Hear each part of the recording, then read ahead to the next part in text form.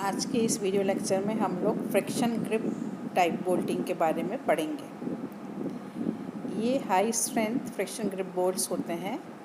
इसके अंदर बोल्ट्स में हम लोग इनिशियल प्री टेंशन लगा देते हैं और ये दो प्लेट्स के बीच में हम लोग जब बोल्ट को और टाइट करते हैं तो इससे क्लैंपिंग फोर्सेस जनरेट होते हैं।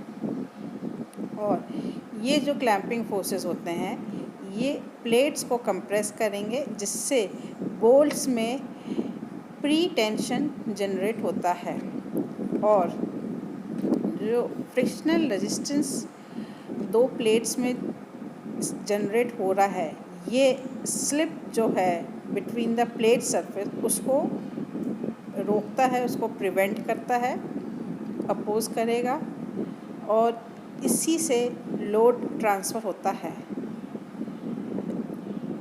जहाँ पे बोल्टेड प्लेट्स में स्लिप जो है वो cannot be tolerated at working loads, तो वो कहलाता है स्लिप क्रिटिकल कंडीशंस। और उसमें जो आपको डिज़ाइन के लिए जो लेने हैं डेटा कैलकुलेशंस के लिए, वो 10.4.3 क्लॉज में दिया हुआ है। और ये सब जो स्लिप प्रिवेंटेड होता है ये वर्किंग लोड्स पे होता है। अल्टीमेट लोड्स पे ये जो हैं हमारे high strength friction grip bolts, ये 10.4.4 के हिसाब से डिज़ाइन होते हैं। Slip resistance friction type bolting में जिसमें कि स्लिपेज उसको रोका गया, इस लिमिटेड किया गया है, तो उसमें बोल्ट की जो factored design shear force VSF है वो लेस देन होना चाहिए VDSF से, ठीक है। और VDSF जो है वो मिलता है VNSF upon gamma MF। VNSF जो है वो है nominal share capacity of A bolt और इसका जो फॉर्मूला है वो है μF NEKHFO। μF जो है कोफिशिएंट ऑफ फ्रिक्शन है और इसकी जो वैल्यू है वो टेबल नंबर 20 में दी गई है। ये आपकी टेबल 20 है। इसमें जो सरफेस आपका है, प्लेट्स का सरफेस जिस तरह से है उसके बेस पे आपको ये वैल्यू लेनी है। Coefficient of friction surface not treated तो कोफिशिएंट ऑफ फ्रिक्शन 0.2। तो इस तरह से जो भी आपका सरफेस है उस हिसाब से आप कोफिशिएंट ऑफ फ्रिक्शन लेंगे। NE जो है वो है number of effective interfaces offering frictional resistance. ये जैसे शेयर वाले में हम लोग डबल शेयर है कि सिंगल शेयर है, वैसी नंबर ऑफ इफ़ेक्टिव इंटरफेसेस हैं जो कि फ्रिक्शनल रेजिस्टेंस प्रोवाइड कर रहे हैं।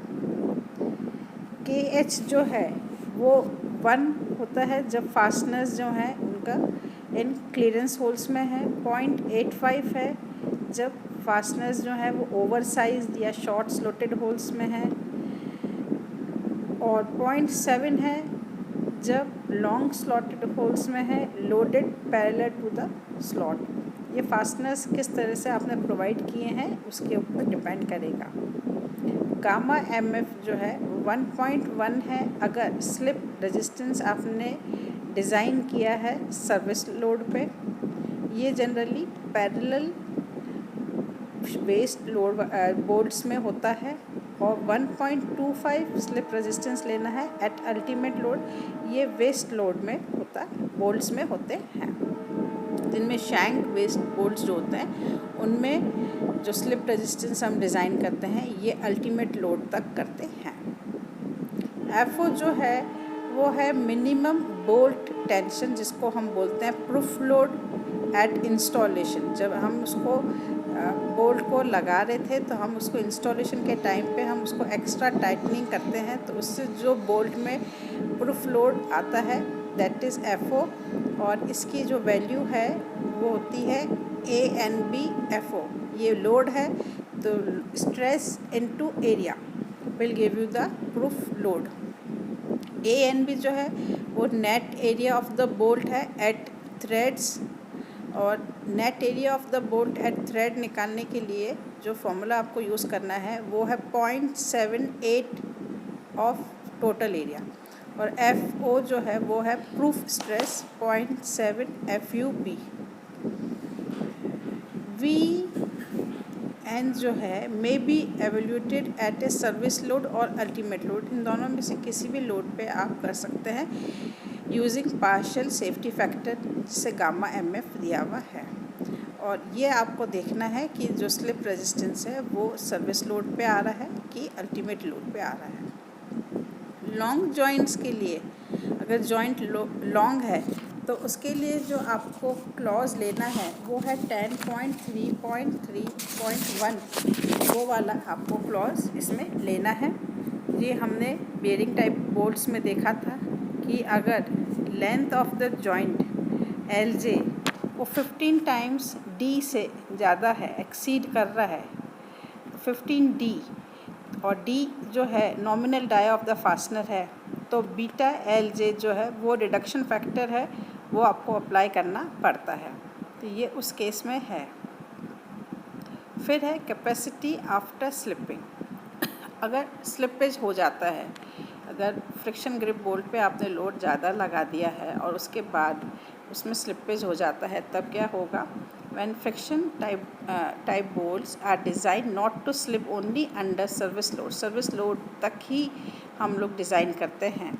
उसके बाद अगर स्लिपेज हो जाता है तो ये इनकी जो डिज़ाइन कैपेसिटी है वो अल्टीमेट लोड पे बेयरिंग टाइप कनेक्शंस की तरह डिज़ाइन करते हैं। और बेयरिंग टाइप कनेक्शंस में जो डिज़ाइन स्ट्रेंथ है बोल्ट की वो दो चीज़ों पे डिपेंड करेगी, शीयर पे और बेयरिंग पे।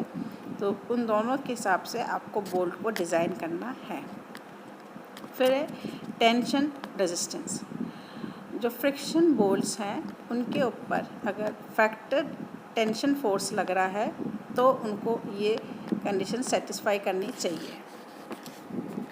कंडीशन ये है कि TF जो टेंसाइल फैक्टर्ड टेंसाइल फोर्स है, it should be less than TDF। Factored tensile force जो होता है ये एक्सटर्नल फोर्स होता है, और TDF जो है वो डिज़ाइन फोर्स है।